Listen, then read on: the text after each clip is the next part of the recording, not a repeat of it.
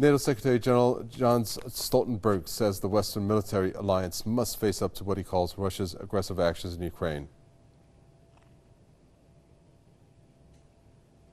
What Russia has done in Ukraine is not defensive.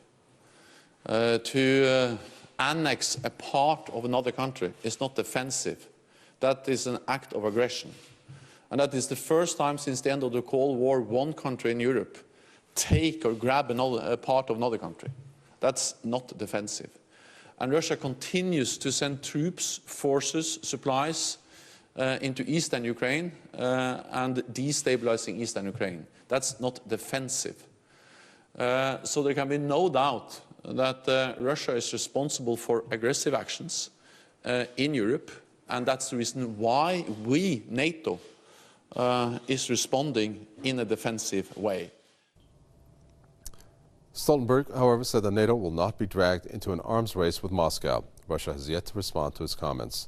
Tensions have been high between the military alliance and Moscow over the past couple of years. This mostly over what Russia calls NATO's eastward expansion, which the Kremlin says is aimed at encircling the country.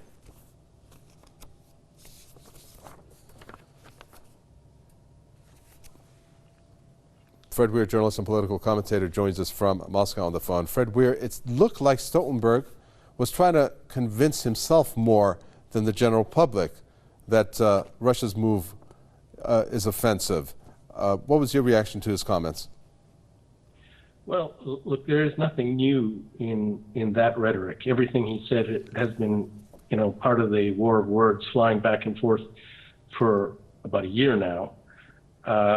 And I think that in this long, well, it's already over a year long crisis, a lot of things are changing under the surface. And in Europe, a lot of countries are losing their stomach for confronting Russia. And in this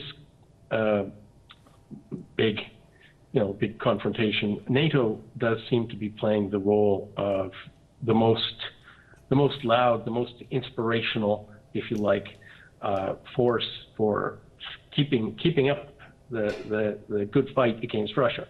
And so he's reiterating this. Perhaps he's protesting too much, but it's not new, and I can't. And if Russia responds, as they will in due course, they will also respond with the same old rhetoric.